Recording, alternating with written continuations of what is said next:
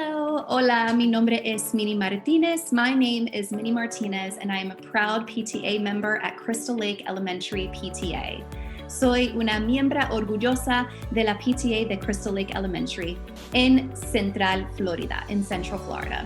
I am a mom of 3, and I love all things Disney, but most importantly, I am so incredibly proud of my family heritage. I am a 3rd generation Hispanic in the United States with Puerto Rican and Cuban descent, and it is an honor to be able to serve all children because todos los niños son nuestros niños. All children are our children. Addressing language needs in a school is incredibly important to any PTA's work. The general mission is making every child's potential a reality. And every child doesn't speak English, and that's okay.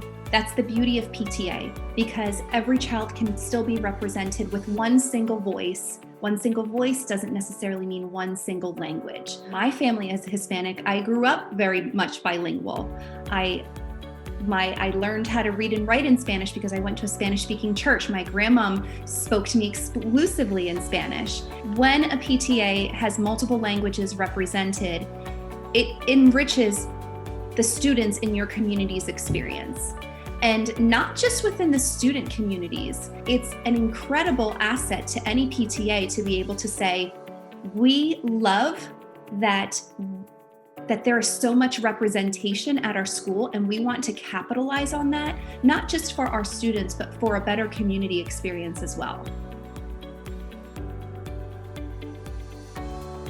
For my school, it's 29% Hispanic, but we took it a step further and we partnered with the ESOL teacher. The ESOL teacher then told us that there were 9 languages represented at our school. We took those key languages and we selected those languages on our Google Translate bar on our webpage so that families can go in and engage the PTA website in their native language. I also have feedback from a parent when we told her, we have updated our website, please check it out. We chose Parsi. And she goes, you did? And then she came back, she's like, I checked it out. And she goes, we were so impressed. We told our family to go check it out too. They didn't have a direct connection with our immediate local school, but the mission extended. And that was incredibly powerful because she was like, nobody's ever done that before. And so I don't speak Parsi, but we know that Google can help us to translate. And so it's just being intentional, being creative. Well, intentionally sitting with the demographics, I cannot stress that enough, because you won't know who you're serving unless you know who you're serving. Sit with your administrators, sit with some of the teachers and ask, what's happening in your classrooms? What are some of the cultures that you see represented? There's this organic room for collaboration that says, we don't just want it to be in our realm of serving the students here. We want it to be our realm of serving other students. Something that I think we forget as PTA leaders is the value of getting to know the parents in your own schools. I can't tell you how many parents have eventually come to share stories with me. Each family has a story and each family has a need. And you would see some intersections between Spanish-speaking families, English-speaking families, other-speaking families, that when you do your programming, then you're like, oh my gosh, I have these pockets where I can connect and everybody can come together to do this. So it's incredibly, incredibly powerful. One of the other ways that PTAs can be intentional about addressing language barriers is in the budget. There needs to be intentional budgeting, because if the parents are invited to an event, but they cannot enjoy the event then is not successful. I'll say it. Events are only as successful as the meaning, as the experience that's drawn from it.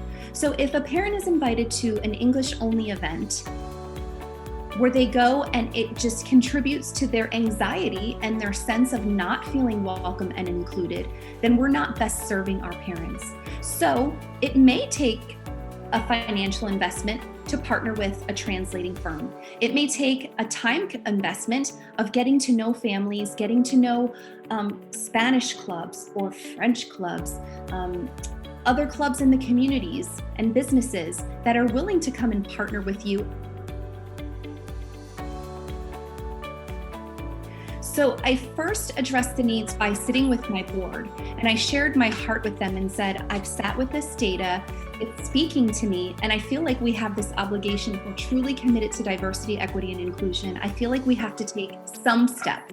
I didn't know what they were at first, but I knew that something had to happen. My recording secretary at the time heard that I wanted to start translating documents. She does not speak Spanish, but she took the documents of any given flyer, inserted them into Google Translate, and then gave them back to me to edit, so that then I and people who I trusted could develop the best final product that we could for our families. And so what was just a dream in my head and in my heart actually turned out to be this beautiful mission within a PTA group.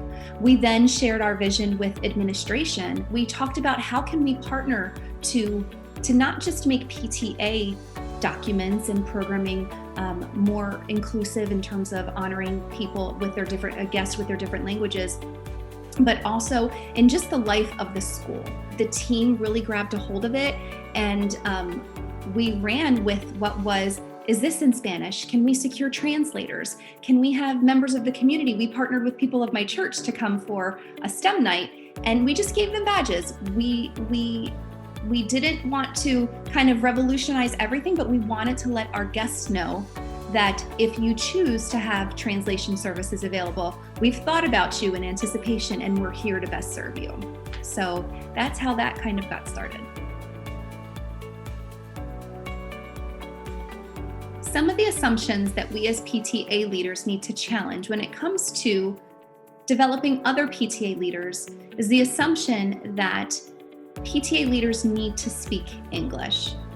The fact that perhaps my sister doesn't speak English doesn't mean that she doesn't have ideas or leadership qualities, experience that wouldn't enhance the overall mission of your local unit or even the greater PTA.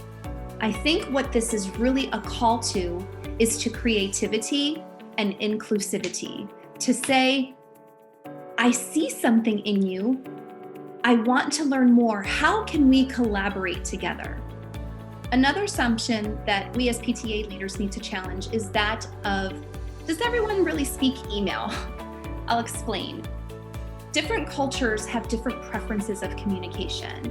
So while email and even social media are a prevalent form or preferred form of communication, in one cultural context, a phone call is really more relevant and more meaningful in a different context, specifically Hispanic families. They love the one-on-one, they love sharing stories. And so I don't want us to limit ourselves by thinking, well, we sent an email, we sent a robocall. How about a personal hello? How about that personal engagement that says to them, if email is your preferred, perfect, we're going to honor that. But if a phone call is preferred, we would love to honor that as well. So I would like to encourage you as leaders to just keep that in the forefront of your minds and not assume that everyone speaks email. Speak with your school administrators to learn what translation services are available in your school. Just because you don't know about them doesn't mean that they don't exist. Mm-hmm. The other would be asking your school administrators to then connect you with your district ESOL leaders. And they too then can tell you what is already in place. And perhaps the PTA's component in this would be helping with the communication, helping to just disseminate that message and getting it to the families that really, really need it. I think the first step is to start with looking around and looking at who is in your group. I think that the body language will tell you a lot. I think that if we open our ears, we will hear a lot of different things, and it may even sound different in English. But the intentionality of saying, wow, what a great mom. And I may not know what she's saying, but I can see the love in her affect and the care as she embraces her child. Or, wow, that dad, I didn't understand a word that he was saying, but I can tell when he hugged his son, or daughter and gave them a pat on the back or a high five celebrating something, that family engagement and being involved is just as important to those parents as it is to an English only speaking parent. Take time, look around.